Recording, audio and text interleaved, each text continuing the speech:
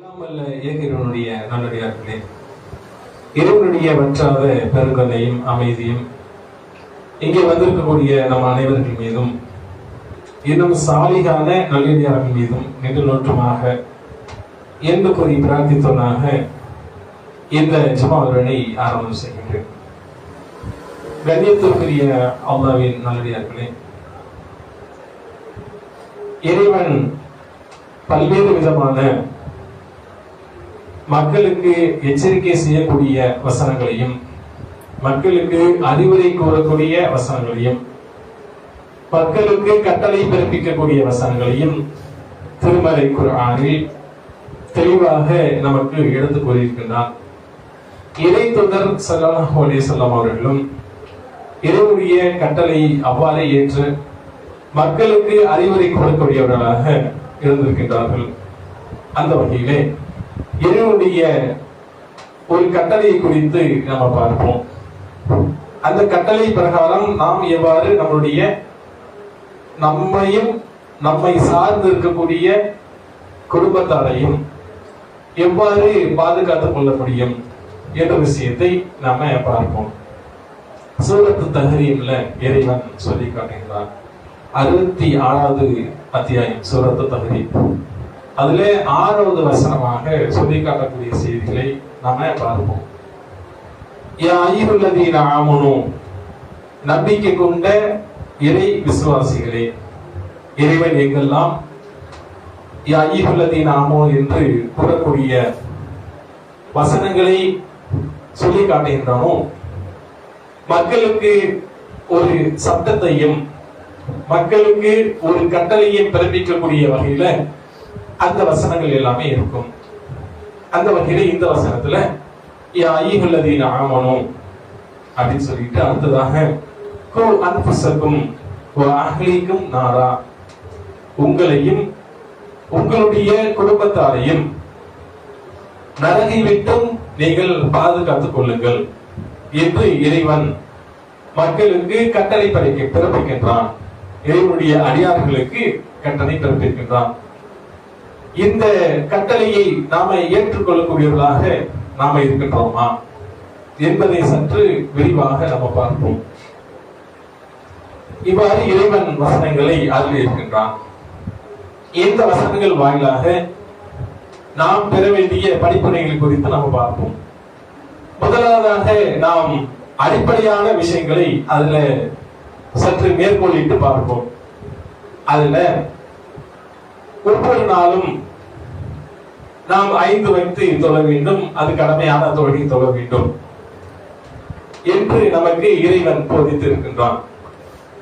இந்த போதனைகளை நாம் அவ்வாறு என்று செய்யக்கூடியவர்களாக இருக்கின்றோம். சில நேரங்களில் நம்முடைய சோம்பேறித்தனத்தினாலும் அல்லது வேலை மிகுந்ததன் காரணத்தினாலும் சில நேரங்களில் நம்முடைய தொழுகையை அதனுடைய நேரத்தில் தொழ முடியாத நிலை ஏற்படுகின்றது. ஆனாலும் அந்த தொழுகையை தொழக்கூடியவர்களாக அந்த நேரத்தில் தொழுனா கூட மற்ற நேரங்களில் தொழக்கூடியவர்களாக நாம் இருக்கின்றோம். பள்ளிகளை வெற்றிக்காக வாருங்கள் என்று அழைக்கப்படக்கூடிய அந்த நேரத்துல நாம் என்ன செய்வோம்னா, நம்முடைய வீட்டில் இருந்து கிளம்பி விடுவோம். காலையில் நேரத்துல சுபோடைய நேரத்துல பள்ளிக்கு கிளம்பி வரக்கூடிய நாம வீட்டிலிருந்து வர்றப்ப நம்முடைய மனைவி இருப்பாங்க, பாசத்திற்குரிய மனைவி, அன்பிற்குரிய மனைவி இருப்பாங்க. நம்முடைய சந்ததிகளாக இருக்கக்கூடிய குழந்தைகள் இருப்பாங்க. பருவ வயதை அடைந்த ஆண் குழந்தைகளோ பெண் குழந்தைகளோ இருக்கும். ஆனால் நம்ம என்ன செய்வோம்னா, பஜ்ருக்காக வரக்கூடிய நாம சத்தம் போடாம எந்திரிச்சு வந்துட்டு கேட்டையும் சத்தம் போடாம போட்டிட்டு நம்ம வரக்கூடியவர்களாக இருப்போம். ஆனா நம்முடைய குழந்தைகளையும் பருவ வயது அடைந்த அந்த ஆண் குழந்தையோ பெண் குழந்தையோ நம்முடைய மனைவியை எழுப்பாமல் நாம அசந்து தூங்குறாங்க. காலையிலிருந்து மேல பெண்களுக்கு பொறுத்த வரைக்கும் மனைவிமார்கள் மேல மிகுந்த அக்கறை காட்டக்கூடியவர்களாக கணவர்கள் இருப்பாங்க. அவங்க சொல்லுவாங்க, காலையில இருந்து நைட்டு தூங்கக்கூடிய நேரம் வரைக்கும் வேலை பார்த்துக்கிட்டே இருக்கிறாங்க, கொஞ்ச நேரம் தூங்கட்டும். அதனால நம்ம என்ன பண்ணோம்னா அவர்களை எழுப்பாமலே எந்திரிச்சு வந்துருவோம். அது போல பருவ வயது அடைந்த ஆண் குழந்தையோ பெண்ணையோ நாம என்ன செய்வோம்னா காலேஜ் போகக்கூடிய பிள்ளை, என்னுடைய பிள்ளை ஸ்கூலுக்கு போகக்கூடிய பிள்ளை டியூஷன் போயிட்டு வர்றது லேட்டா தான் வருது, அதனால வந்து படுத்து நைட்டு கொஞ்ச நேரம் படிக்கிறான், 10 மணிக்கு மேலதான் படுக்கிறாங்க. அதனால காலையில அந்த குழந்தை எழுப்பாம நம்ம பாட்டுக்கு எதிர்ச்சி வரக்கூடியவர்களாக நம்ம இருப்போம். ஏன் நம்முடைய கடமையை நாம சரியாக செய்வோம், அதுல எந்த குறைபாடுகள் வைக்க மாட்டோம். ஆனால் ஒவ்வொருவரும் பொறுப்பாளர்கள் என்று இறைத்தூதர் ஸல்லல்லாஹு அலைஹி வஸல்லம் சொல்றாங்க. ஒரு நாட்டை ஆளக்கூடிய அரசன் அந்த நாட்டு மக்களுக்கு பொறுப்பாளர். ஒரு குடும்பத்தினுடைய தந்தை அவர் தனக்கு கீழே இருக்கக்கூடிய மனைவி, அவர்களுக்கு பிறந்த குழந்தைகள், அவர்களுக்கு பொறுப்பாளர்கள். அந்த குழந்தைக்கு தேவையான ஒவ்வொன்றையும் பார்த்து பார்த்து வாங்கக்கூடிய நாம், அந்த குழந்தையை பல்வேறு சுற்றுலா இடங்களுக்கு அழைத்து செல்லக்கூடிய நாம், அந்த மனைவியையும் குழந்தைகளையும் ஒரு சேர அழைத்து பொருட்காட்சிகளுக்கோ எங்கேயும் மனம் மகிழக்கூடிய இடங்களுக்கு அழைத்து செல்லக்கூடிய நாம், இப்படி ஒவ்வொரு இடமாக அழைத்து செல்வோம். நாம் செய்யக்கூடிய வணிகத்திற்கு வியாபாரம் செய்வோம், அந்த வியாபாரத்தை நம்முடைய குழந்தைகளுக்கு கற்றுக் கொடுப்போம், அதற்காக அழைத்து செல்வோம். இப்படி ஒவ்வொரு இடங்களுக்கும் நம்முடைய உறவினர்களுடைய வீட்டில் நடக்கக்கூடிய திருமணங்கள்ல கலந்து கொள்வதற்காக அந்த குழந்தைகளை அழைத்து செல்வோம். எங்கெல்லாம் போகின்றோமோ அனைத்து இடங்களுக்கும் அழைத்து செல்லக்கூடிய நாம, பள்ளிக்காக தொழுகைக்கு அழைக்கப்படக்கூடிய அந்த தாங்கு ஓசை கேட்டிருந்தும் நாம வந்துருவோம். நம்முடைய குடும்பத்தார் அவர்களை எழுப்பி தொழுகைக்கு வாங்க என்று சொல்வதற்கு நமக்கு இருக்கக்கூடிய ஒரு விஷயம் என்னன்னா, நம்ம எதை தடுக்குது என்றால் அவர்கள் மேல் வைத்திருக்கக்கூடிய அளவுக்கு அதிகமான பாசம். அதன் காரணத்தினால அவர்களை நாம் அவங்க எப்படி போனா என்ன சொல்லுவோம், வந்தா வரட்டும், வரலன்னா போட்டோம், அப்படி என்பது போல நம்முடைய நிலைமைகள் இருந்துட்டு நாம கரெக்டா இருந்துட்டு இருப்போம். மிகச்சிறந்த உணவை தேர்வு செய்து அவர்களுக்காக ஊட்டி விடக்கூடிய மக்களும் பெற்றோர்களும் இருக்கத்தான் செய்றாங்க. இப்படி ஒவ்வொன்றாக தன்னுடைய மகனை நல்ல கல்வி நிலையத்தை சேர்ப்பதற்காக அதை அழைத்து செல்லக்கூடிய தந்தையும் இருக்கின்றார்கள். தன்னுடைய மகள் நல்ல கணவனை தேர்வு செய்ய வேண்டும் என்பதற்காக பல இடங்களுக்கு சென்று அழைத்து சிறந்த ஒரு வாழ்க்கை துணை அவர்களுக்கு தேர்வதற்காக பல இடங்களுக்கு அழையக்கூடிய அந்த தந்தையும் தாயும் தன்னுடைய மகன் தன்னுடைய மகள் இன்றைய வக்தில இருக்கக்கூடிய பஜன வக்திலிருந்து இஷா வக்தி வரைக்கும் தொழுவதற்காக நாம் ஆண் குழந்தைகளை எத்தனை பேர் நம்முடைய கையோட பள்ளிக்கு வா என்று அழைத்து வந்திருக்கின்றோம். சுபுக்கு தொழிற்கும் இப்பொழுது எழுப்பை பொறுத்த வரைக்கும் பள்ளிக்கூட நேரங்களாக இருக்கின்றது. பள்ளியிலிருந்து வர்றதே அசருக்கு பிறகுதான் 6 மணிக்கு தான் வரக்கூடியவங்களா இருக்கிறாங்க. சரி, மகரிப்புக்கு வருகின்றோமே, மகரிப்புக்கு வர்றப்ப எத்தனை பேர் நம்முடைய குழந்தைகளை நம்முடைய கையோடு நம்ம அழைத்து வந்திருக்கின்றோம் என்றால் மிகவும் சொற்பமான நபர்கள் விரவிட்டு எண்ணக்கூடிய வகையில தான் நம்முடைய அழைப்பு பணி இருக்குல்ல. அது அழைப்பு பணி பொறுத்தவரைக்கும் நமது வீடுகள்ல அதை செய்யவில்லை என்பதுதான் உண்மை. மற்றவர்களை யாரும் தொடு வரல அப்படின்னு சொன்னா கூட்டமாக நம்முடைய சகோதரிகள் எல்லாம் சென்று நீங்க வாங்க, பள்ளிக்கு வாங்க, பள்ளியோடு தொடர்பு வைத்துக் கொள்ளுங்க என்று அழகிய முறையில் அவர்களுக்கு அழைப்பை விடுக்கக்கூடியவர்கள். தன்னுடைய குடும்பம் என்று வரும் பொழுது, தன்னுடைய மனைவி மக்கள் என்று வரும் பொழுது நாம் இந்த விஷயத்துல மிகவும் எப்படி இருக்கிறோம்னா ஒரு விதமான தயக்கத்திலோ அல்லது என்னன்னா நாம நல்லா இருந்தா போதும், நம்முடைய குயிக்கான பதிலை நாம் சொல்ல போகின்றோம், நாம் சரியாக இருப்போம் என்ற நிலையில் இருந்தால் அதை இந்த வசனம் வாயிலாக நாம் சற்று மேற்கோள் கட்டி பார்க்கும் பொழுது இறைவன் சொல்லி காட்டக்கூடிய விஷயங்கள் தான். கு அன்புசக்கும், உங்களுடைய குடும்பத்தாரையும் நீங்க நரக நெருப்பில் இருந்து பாதுகாத்துக் கொள்ளுங்கள். ஏன் அல்லாஹ் இவ்வாறு சொல்லி காட்டுகின்றான்? நாம மட்டும் சுவனத்திற்கு செல்வதற்காக ஒரு விதமான எண்ணத்துடன் இருந்து விடக்கூடாது. நாம நல்லா தான் போகும், நம்முடைய குழந்தைகள் அவர்களுக்கு அந்த நேரம் நம்மளோட சில நேரங்கள் சொல்லுவோம், நாமளும் அப்படிப்பட்ட நிலையில் தான் இருந்தோம், இன்றைக்கு தான் இறைவனுடைய அருளின் காரணமாக நாம் தொடர்புகக்கூடியவர்களாக இருக்கின்றோம். என்னுடைய மகனுடைய ஒத்தரையில் நான் இருக்கும் பொழுது பள்ளியின் பக்கம் கூட நான் சென்றதில்லை என்று நமக்கு நாமளே சில காரணங்களை கூறிக்கொண்டு அவர்களை அழைத்து வராமல் போய்கொண்டே இருக்கின்றோம். இது நாளைக்கு மறுமையில இறைத்தூதர் ஸல்லல்லாஹு அலைஹி வஸல்லம் சொல்லக்கூடிய குல்லுக்கு ராயின் மஸ்ஊலா, உங்களை பொறுத்த வரைக்கும் அனைவரும் பொறுப்புதாரிகள் தான். உங்களுடைய பொறுப்புகளை குறித்து நாளை மறுமையில நீங்க விசாரிக்கப்படுவீர்கள் என்று அல்லாஹ்வுடைய தூதர் ஸல்லல்லாஹு அலைஹி வஸல்லம் அவர்கள் சொல்றாங்க. அப்ப இந்த நபிமொழிகளுக்கு ஏற்ப, இறைவனுடைய இந்த வசனங்களுக்கு ஏற்ப நாம் எங்கு சென்றாலும் தொழுகைக்காக நம்முடைய குழந்தைகளை, பல மாணவர்களுக்கு நம்முடைய குடும்பத்தாரோடு செல்கின்றோம். ஜமாத்துடைய சார்பில் நடத்தப்படக்கூடிய மாணவர்களுக்கு ஆர்ப்பாட்டங்களுக்கு, போராட்டங்களுக்கு அனைத்திற்கும் அழைத்து செல்கின்றோம். ஆனால் இபாதத் என்று வரும் பொழுது அதில் நாம் சற்று பின்தங்கியவர்களாகவே இருக்கின்றோம். கல்வி என்று வரும் பொழுது அதற்கான முஸ்தீப்களை எடுத்து அவர்களுக்காக அனைத்து வேலைகளும் செய்வோம். ஆனால் என்ன, இந்த தொழுகை என்ற அடிப்படையான விஷயங்கள் வரும் பொழுது அதுல நாம சற்று ஆட்டம் கண்டவர்களாக இருக்கத்தான் செய்கின்றோம். எந்த விஷயத்துல நம்முடைய குடும்பத்தாரோடு சேர்ந்து நாமும் சோனம் செல்ல வேண்டும் என்ற ஒரு எண்ணம் ஒவ்வொரு தகப்பனுக்கும் குடும்ப தலைவருக்கும் இருக்க வேண்டும். குடும்ப தலைவர் இல்லாத இடங்களில் தாய்க்கு அந்த பொறுப்பு. அவர்கள் தங்களுடைய குழந்தைகளை அடித்தாவது பள்ளிக்கு சென்று தொழு என்று சொல்லக்கூடியவர்களாக இருக்க வேண்டும். ஆனால் நாம பல நேரங்கள்ல இந்த விஷயங்களை மறந்தவர்களாக இருக்கின்றோம். வரக்கூடிய காலங்களிலாவது இது போன்ற விஷயங்கள் இருந்து நாம் பாதுகாத்துக் கொள்வோம். நம்முடைய குழந்தைகளோடு பள்ளிக்கு வரக்கூடிய பழக்கத்தை ஏற்படுத்திக் கொள்வோம். என்ன காரணம்? இந்த வசனம் தான் காரணம். இறைவன் எச்சரிக்கை செய்யக்கூடிய வசனங்களை நமக்கு அறிவிக்கின்றான்.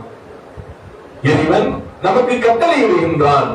உங்களையும் உங்களுடைய குடும்பத்தாரையும் நரக நெருப்பில் இருந்து பாதுகாத்துக் கொள்ளுங்கள்.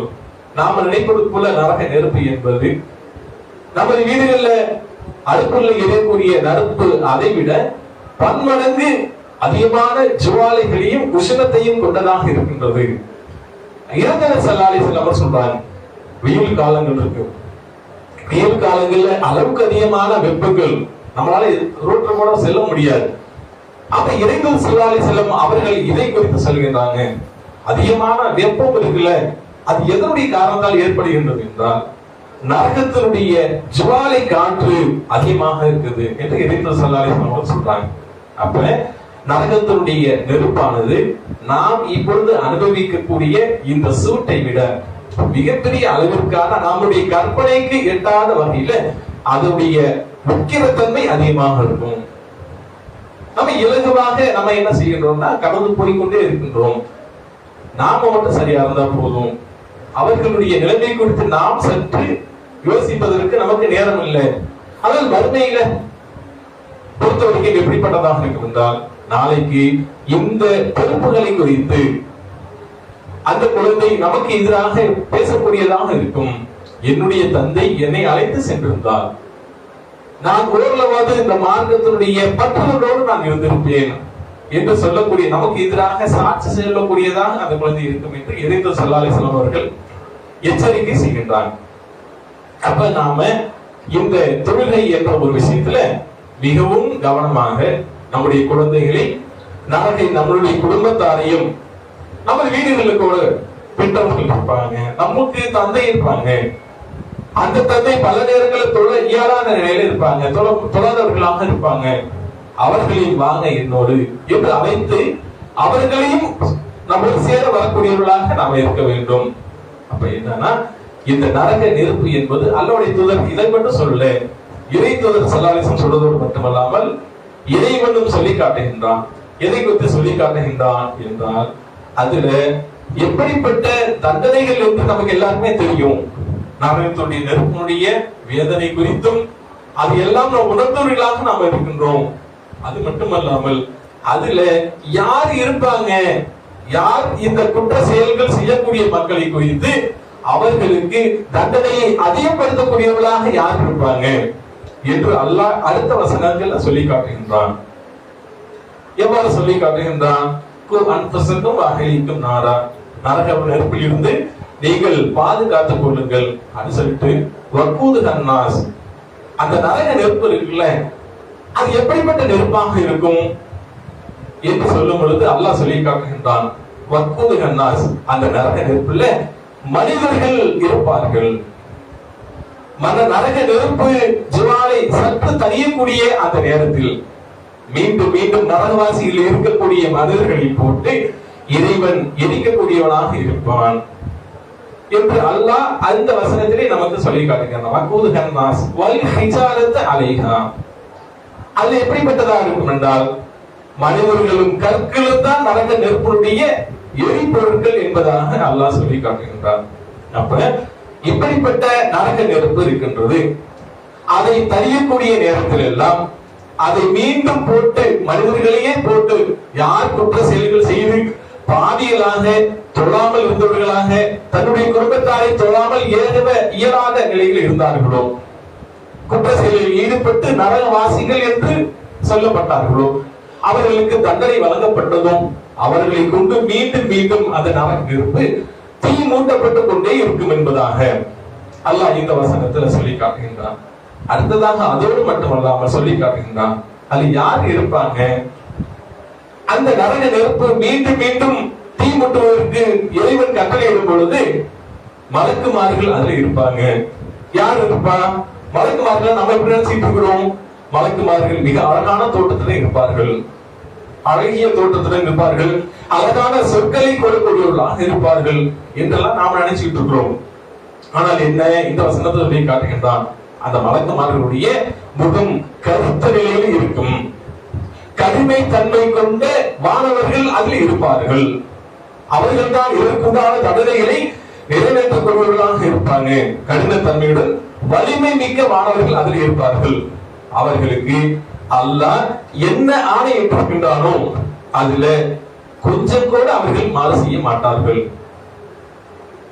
இறைவன் இந்த மனிதன் செய்யக்கூடிய தவறுகளுக்கு ஏற்ப அதற்குண்டான தண்டனைகள் வழங்கும் பொழுது யாரெல்லாம் தன்னுடைய குடும்பத்தை நரக நெருப்பிலிருந்து பாதுகாத்துக் கொள்ளவில்லையோ அவர்களை போட்டு அந்த தீயில் கருகக்கூடிய அந்த நேரத்துல மலக்குமார்களுக்கு கட்டளையிடுவான். அந்த தீயை இன்னும் கூடுதலாக மூட்டுமாறு கட்டளையிடுவான் என்பதாக இந்த வசனம் வாயிலாக நமக்கு சொல்லி காட்டுகின்றான். அப்ப கண்ணியத்திற்குரிய அல்லாஹ்வின் நல்லடியார்களே, நம்முடைய குடும்பம் என்று வரும் பொழுது இந்த குடும்பம் எதற்காக நாம் இந்த குடும்பத்திற்காக கஷ்டப்படுகின்றோம்?